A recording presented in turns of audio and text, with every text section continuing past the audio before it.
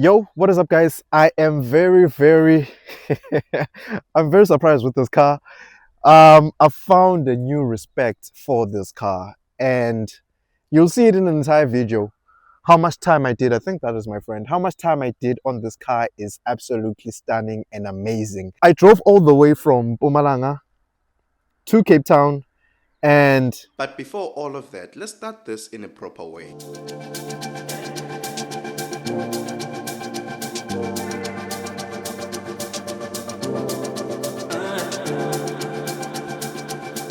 There are three things that I want to get out of this video. One, how much I am amazed at the performance of this car, but you will see that later on when I get to Cape Town. But two, let's say I only had 3,000 to make it to Cape Town. I'm allowed to drive the car any way that I want. Will I make it to Cape Town? And if I don't, where will I stop in South Africa with just that 3,000? And three, unlike my previous video, what if I'm not paying attention to any of the fuel consumption or the range? What will I get out of the Polo GTI by just thrashing it? Well, you will have to stick with me to find out, because I don't even know how much I spent on this trip. But let me just show you what I'm traveling with. let's check everything that I'm moving with.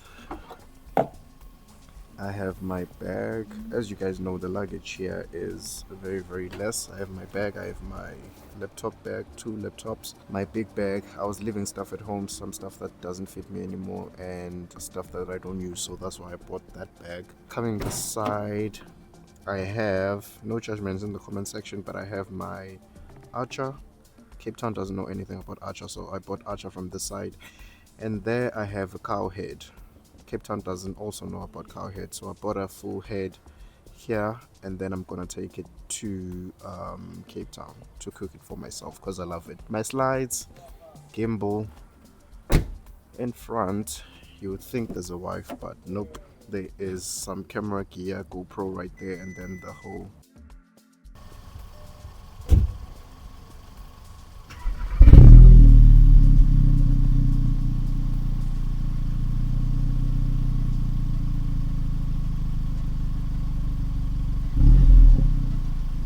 And so the journey begins.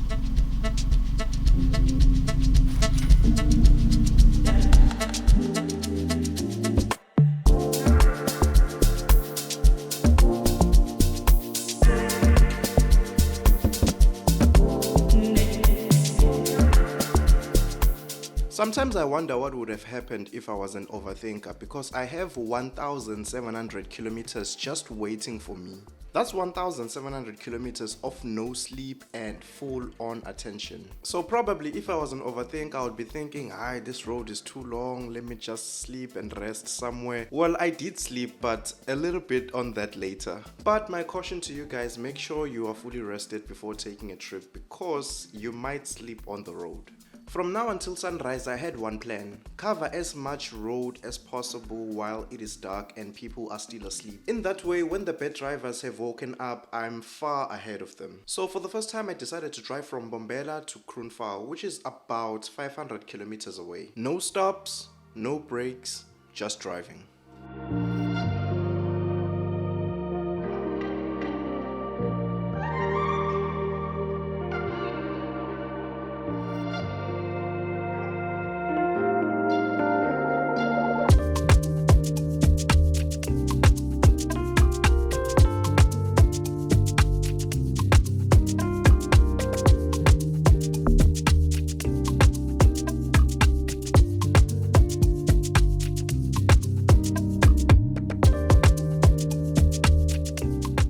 And something I noticed coming from NELSPRUIT is that there is a lot of toll gates along the road, but once you are after Bloemfontein, there's literally no toll gate until you reach Cape Town. I wonder why. And if you know, please let me know in the comment section below so that Nami I can know, guys. I made a mistake the other day by saying an Eland is a kudu. Hey, they came for me in the comment section, so please school me, guys. Why do we have so much toll gates in Mpumalanga, Johannesburg and Free State, but less in the Western Cape and the Northern Cape?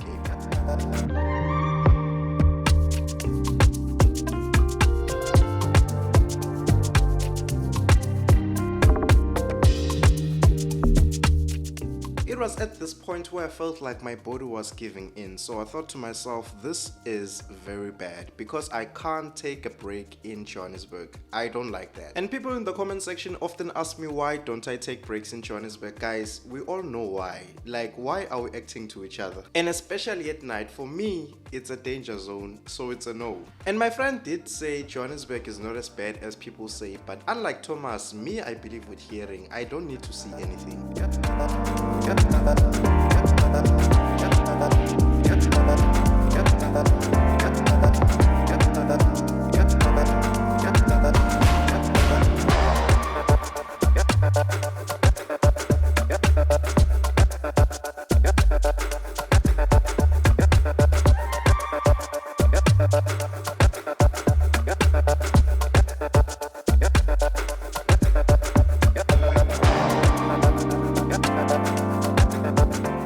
After getting to Kroonsval, I parked the car in the parking lot and rested for 30 minutes like a responsible driver. I then woke up to refill the tank, get something to eat, restroom, and then we were on our way again.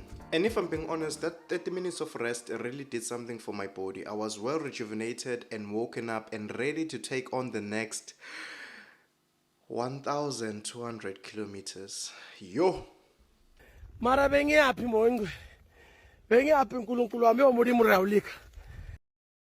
And without even considering the fuel consumption, if I have to overtake, I put it in sport, I overtake. The car is still giving me 7.8 liters to the 100 kilometers. And by the way, I am completely pushing this car to its limits because in my mind, I want to get to Cape Town.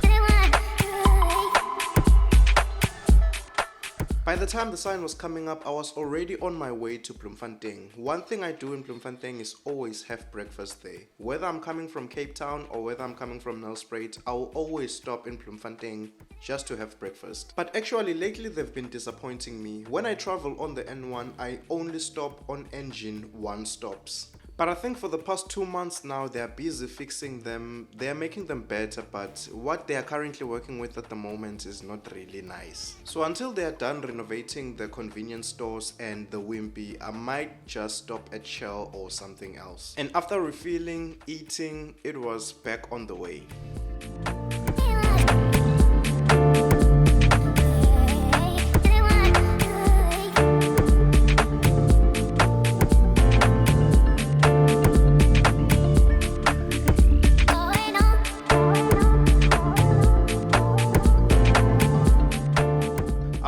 I saw this huge engine. I don't know if it belongs to an aeroplane or what it belongs to, or maybe what are they building. What is this? If anyone knows, let me know in the comment section.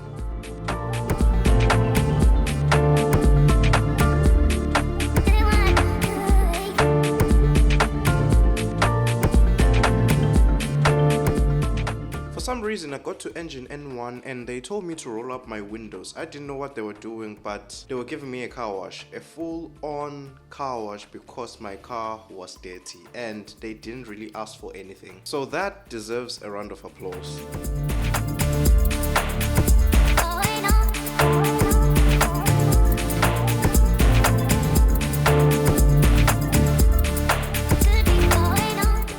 I just got a free car wash from Engine Colesberg. Car is looking clean, I'm not gonna lie. Yo, I wish I had money to give those guys, but I don't have. I don't have anything right now to give those guys. I'll check if there's an ATM inside. Maybe I can withdraw 100 Rand or something and then give it to them. But so far, we are on our way to Cape Town still. Maybe around 5 o'clock I'll reach Cape Town. So one thing I want to say about this car is that it still performs. Like, I've been pushing this car since 12 a.m. and it's still giving me the same performance it's been giving me ever since I started pushing it. Like, my god, it surprises you each and every time how amazing this car is. Yeah, I'm sure you'll see by the time at the end of the video what time I got, just to show you how it was able to be pushed to its limits, because today I'm actually pushing it to its limits. Hopefully it survives before it gets to Cape Town. Hopefully it survives and gets to Cape Town is what I'm saying. Still have a long way to go. I'll give you all the statistics and everything once I get to Cape Town. But right now, this is Colesberg. There's the N2. I believe that's the N2. Well, the N1 actually. And everything is as is.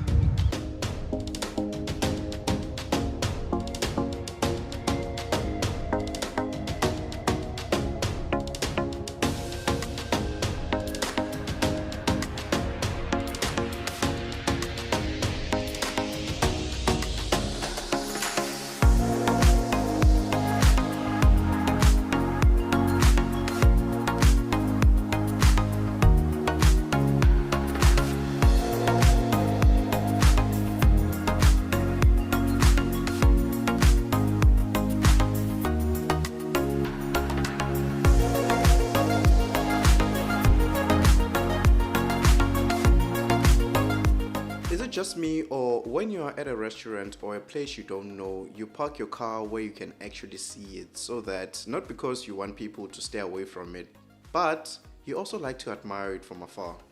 Mara no guys, truth be told, the Polo GTI just looks amazing. You know how you never actually admire your car until you look at it from afar, or if someone else is driving it and you're standing at a distance and then you're like, yeah. That's exactly how I feel about this car.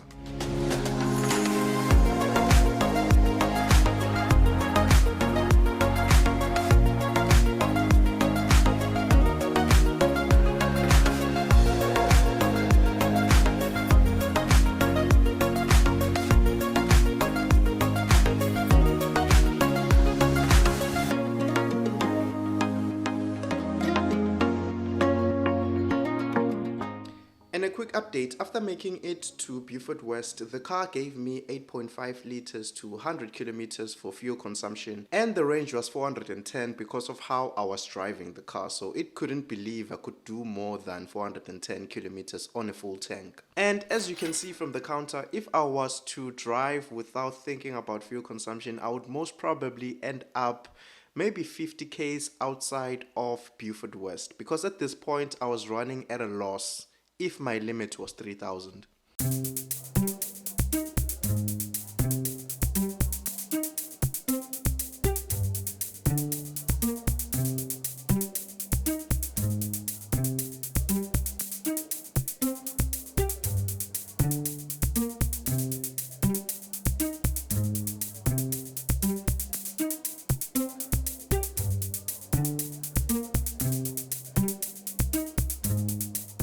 After leaving Beaufort West, I had 2 stops that I had to do. One in NELSPRUIT just to stretch my legs, the other one just before the Huguenot Tunnel so that I can take out money because I didn't have any cash on me. The problem is that I didn't know if the toll gate after the Huguenot Tunnel accepts tap to pay or not, because ever since I've had Apple Pay, I've lost my card. I don't even know where it is right now. One day we would have to talk about how dangerous that is, because if push comes to shove, I lose my phone, there's no way I can get money because I don't even know where my card is. But the journey continues.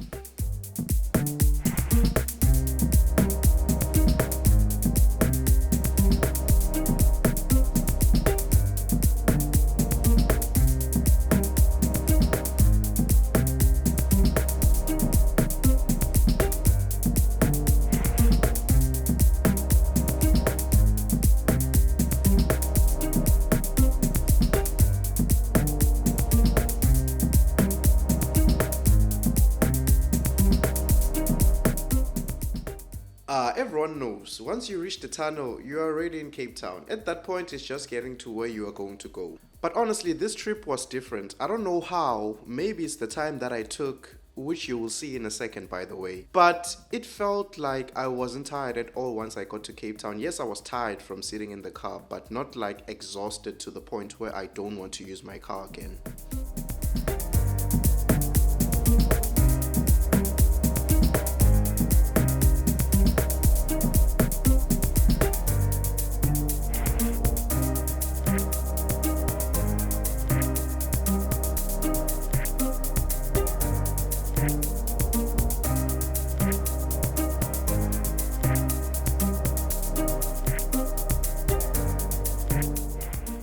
might be wondering, where did I get the money to use for the toll gate? Well, I stopped at a quick shop where they didn't do cashbacks, but since you guys watch my videos, they allowed me to do a cashback, which was very helpful of them. So shout out to them.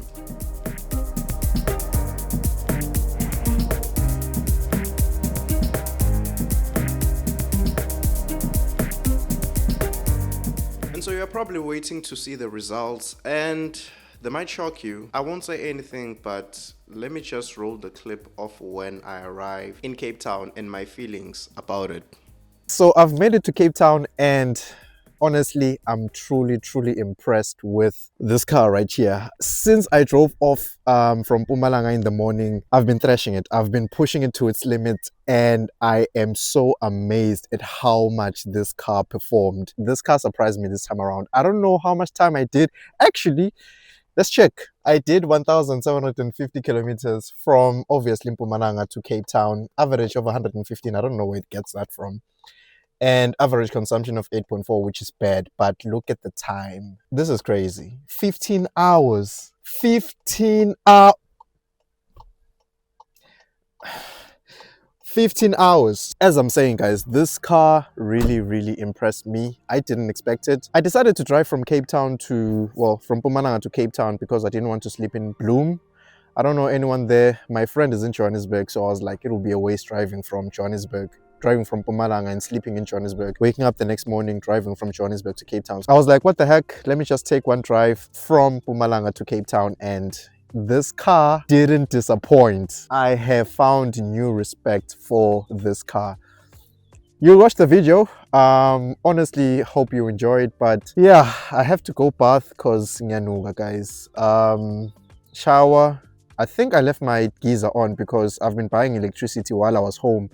I don't know what happened, so I'm gonna check to my place when I get there. I haven't got there as yet. We're gonna get there in a bit, but yeah, look at how dirty this car is. Look at how dirty this car is. The windscreen, it's very dirty.